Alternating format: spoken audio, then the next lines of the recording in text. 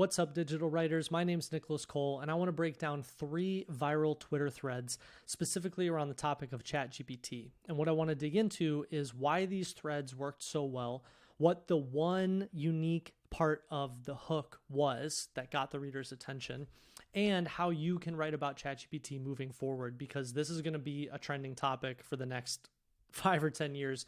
And there's a lot of different ways of thinking about how to write about it. And these 3 threads are a great example of how you can take something that's new and popular and trending and how you can tailor it for your own specific niche and audience. So the first one I want to look at is Dickie wrote this really amazing thread. The hook goes like this: ChatGPT is overhyped. That's what I told myself after 2 weeks of trying and failing to use it well. Turns out I was just a poor prompt writer. But after spending hundreds of hours tinkering, I've finally cracked it. And now it's my personal writing assistant. Here's how. So usually what I've found is that there's one specific thing in every hook that gets the reader's attention. Even though a hook is this whole thing, it's the whole idea, there's usually one sentence or one statement or one very specific promise that gets the reader's attention. And in my mind, it's this idea of, turns out I was just a poor prompt writer. And the reason I think that this is the real, root of the hook is because what it's doing is it's admitting to the reader, I didn't know how to do this, and then I figured it out. And a lot of times when you look at people's hooks, people put the expertise at the forefront, but they don't usually acknowledge I at one point wasn't an expert. And so I think this one statement opens the door for a lot of readers going, interesting, I can see myself in that hook. I am where you were, 5 hours before this, 10 hours before this, 50 hours before this, however much time it took Dickie to create his own personal writing assistant. So whenever, as a reader, whenever I see hooks that perform really well, I'm always looking for what's the one sentence or the one promise that is the thing that got my attention. And whatever got my attention, there's probably something to leverage there in order to get other people's attention. So if you see a hook like this, my first takeaway is, okay, turns out I was just a poor prompt writer. Immediately my brain goes to, what are all the other ways that I could use this sentence? I could apply it to writing. Turns out I was just a poor sales copywriter. Turns out I was just a poor Twitter writer. Turns out I was just a poor Twitter thread writer. Turns out I was just a insert whatever type of writing. I was just a poor Quora writer, poor Medium writer, right? You can just replace the word prompt with basically any niche that has to do with writing and reuse the template. You can also replace these 2 words with a different niche. So turns out I was just a poor salesperson. Turns out I was just a poor real estate investor. Turns out I was just a poor, right? And all you're doing is you're replacing the niche, which here would be writing, and then the vehicle. Like, what is the thing we're talking about? Are we talking about investing? Are we talking about drawing? Are we talking about storytelling? Like, what is the thing? And then you can build the hook around that statement. Right? So you would just kind of take the related thing is overhyped. That's what I was telling myself, or related thing is misunderstood, but after spending hundreds of hours playing with it, I finally figured it out. So you can kind of see how this hook is broken in half. It's like before, what you thought before, then this is the sentence of transition, of realization. Turns out I just didn't know what I was doing. But after playing with it, I finally figured it out.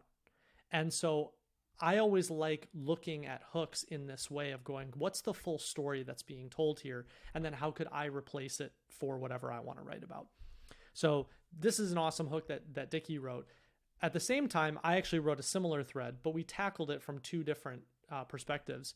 And I didn't know he was writing it that way. He didn't really know I was writing it this way. And I took a different approach, which was, instead of my own, I didn't know what I was doing, now I figured it out. This actually is a bit what I was talking about, where just out the gate, I'm saying, I know how to use this.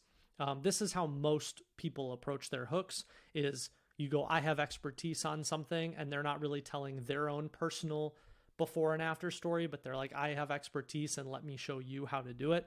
Both of them can work. And you can see, I mean, Dickie's thread went even more viral than mine did. So interesting. I don't know that one's necessarily better than the other, but there's takeaways from both. And so the approach that I took was, okay, a lot of people are writing about this topic and everyone's got it wrong.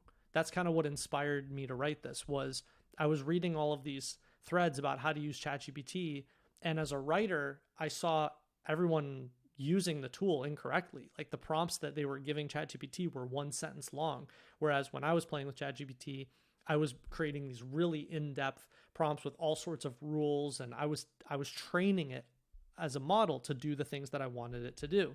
So I go, look, all of these are a joke. Like everyone else is writing about this thing. They don't even know what they're talking about. And then I call out specifically why. So the best writing prompts aren't one sentence, which is what everyone was doing. And any reader that saw this would go, oh, yeah, I have seen a lot of prompts that were just one sentence. So it makes them pause and go, oh, interesting.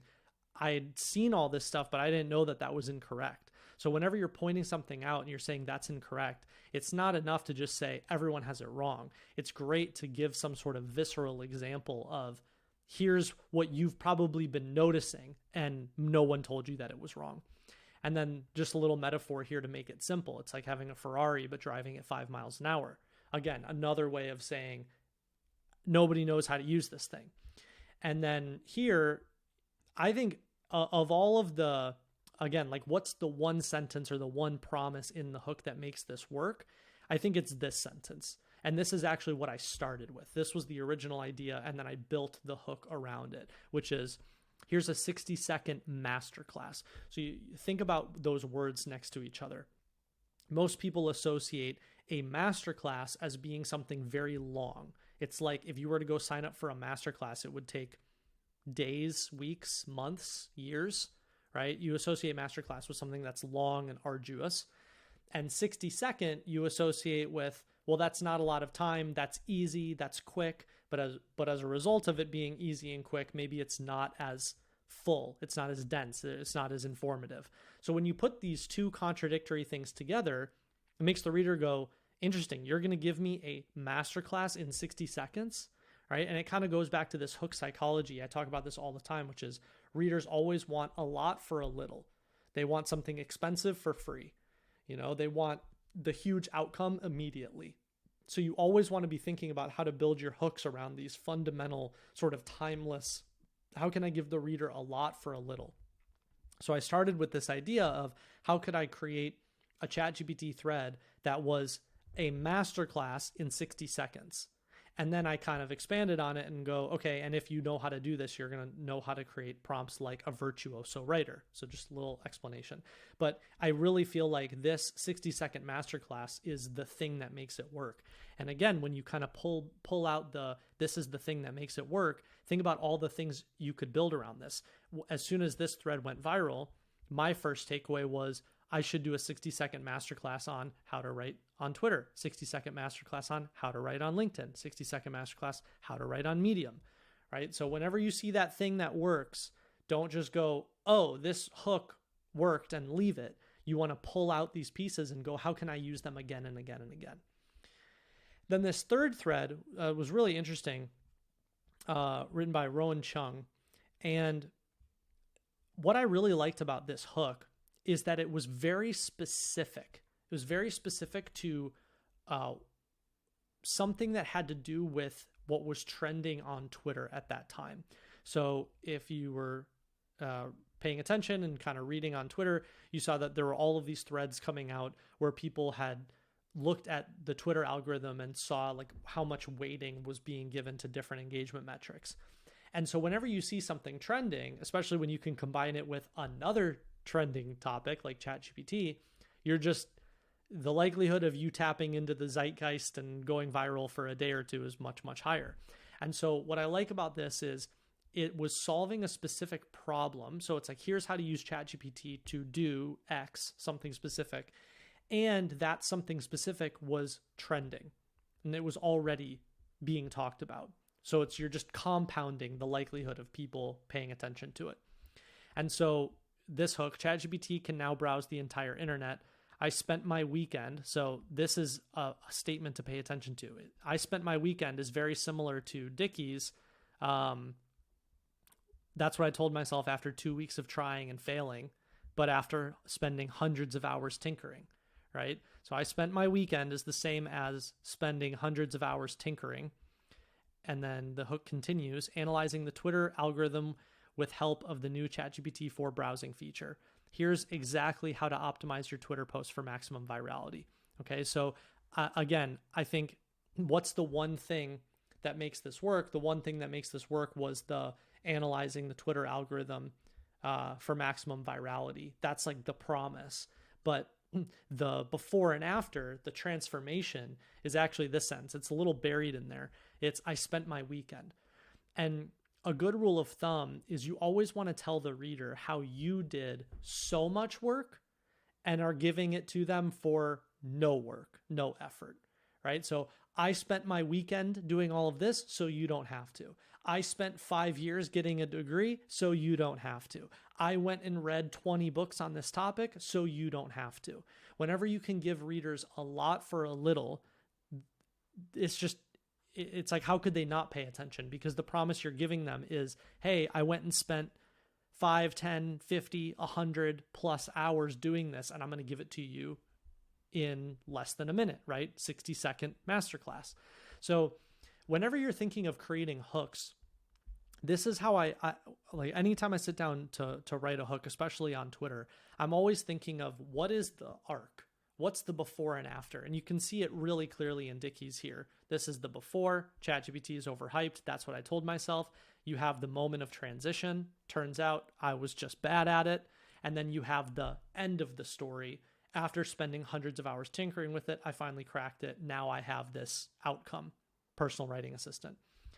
Click to read the middle, right? So every hook should always kind of cover that, before, transition, and outcome, and then the reader clicks for the middle.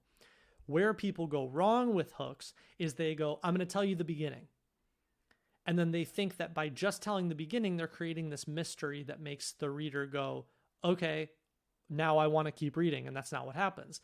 When you only give the beginning and you don't hint at, and here's the outcome, the reader doesn't know what they're going to get. And if the reader doesn't know what they're going to get, they're not going to keep giving you their attention because there's too much risk, right? There's too many pieces of content out there to look at. So why would they give their attention to something that doesn't have a guaranteed outcome?